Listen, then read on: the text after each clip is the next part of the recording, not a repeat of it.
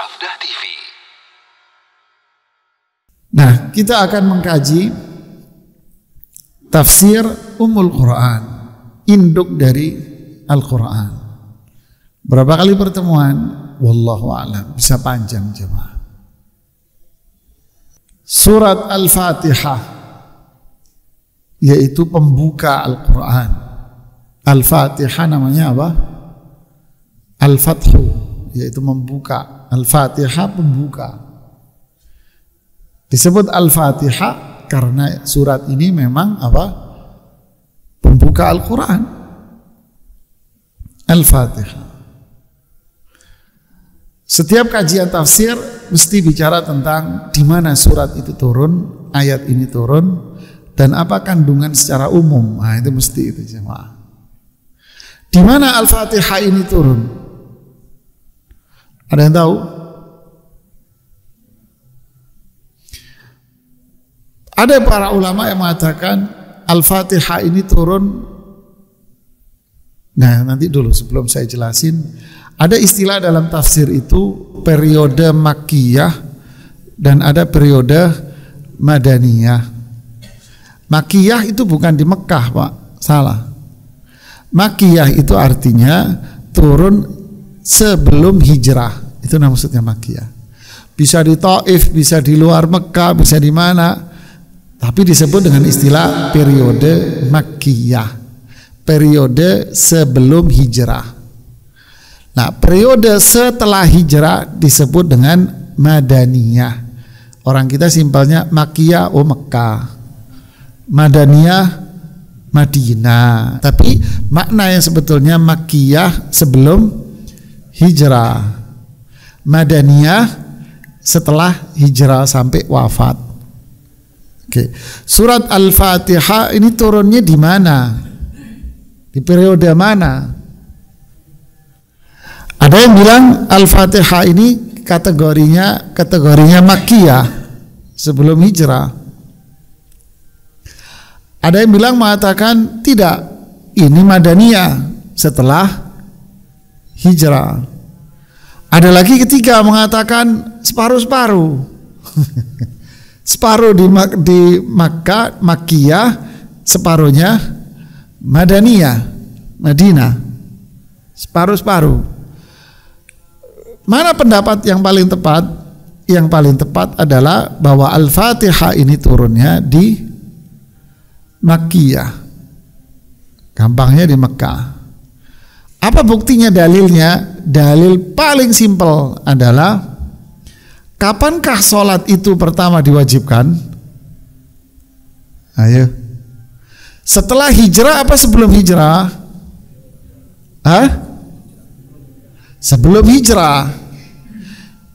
Dan ketika sholat diwajibkan, apa surat yang wajib dibaca? Yang rukunnya apa? Al-Fatihah. Pernah nggak dengar Rasulullah membaca di dalam sholat selain Al-Fatihah? Nggak ada hadisnya. Nah, ini dalil yang kuat bahwa Al-Fatihah itu pasti diturunkan pada periode Makkiyah, Makkah, periode Makkah. Kenapa? Karena disitulah sholat itu pertama kali wajib. Berarti kalau sholat diwajibkan, berarti saat itu sudah ada Al-Fatihahnya. Logika sederhana kan? Nah, ini yang menguatkan pendapat ini. Kemudian di dalam surat Al-Hijr ayat 87 Allah mengatakan walaqad atainaka sab'an minal mathani wal qur'anal azim. Sungguh kami telah memberikan kepadamu wahai Muhammad, kata Allah, sungguh kami telah memberikan kepadamu wahai Rasulullah sallallahu alaihi wasallam sab'an minal mathani, 7 ayat yang diulang-ulang, dan Al-Quran yang mulia. Apa yang dimaksud dengan 7 ayat yang diulang-ulang dan Quran yang mulia? Surat Al-Fatihah. Kok tahu? Ya Rasulullah yang bilang dalam hadis Abu Sa'id Ibnu Mu'alla dalam riwayat Imam Bukhari, ala u'allimuka a'zama suratin minal Quran. qabla an takhruj minal masjid. Mau enggak kamu saya ajari? Atau saya mau ajari kamu. La u'allimannaka, saya mau ajari kamu surat yang paling mulia di dalam Al-Qur'an. Surat yang paling mulia di dalam Al-Qur'an sebelum kamu pergi dari masjid ini. Mau ya Rasulullah? Ya entar mau pulang aja kamu. Biar enggak pulang, biar enggak keluar gitu kan. Udah mau keluar, ya Rasulullah, katanya tadi mau ngajarin. Oh iya, saya ajarin. Apa itu surat yang paling mulia di dalam Al-Qur'an? Wahya as-sab'ul mathani wal Qur'anul azim. Surat yang paling mulia di dalam Al-Qur'an itu adalah 7 ayat yang diulang-ulang, dan itulah Al-Qur'an yang paling mulia. Apa itu? Alhamdulillahi rabbil alamin. Nah, berarti Rasulullah SAW menyebut Al-Fatihah ini dengan sebutan apa? 7 ayat yang diulang-ulang, dan itu adalah Al-Quran yang mulia. Apa hubungannya dengan Makkiyah? Surat Al-Hijr ini, surat Al-Hijr ayat 87 ini turunnya di mana? Nyambung nggak?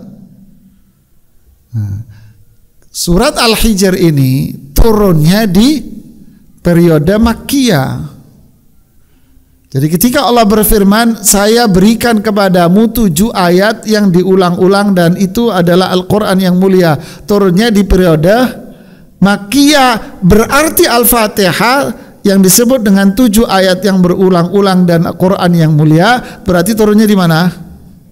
Makkiyah. Paham ya? Nah, inilah jamaah.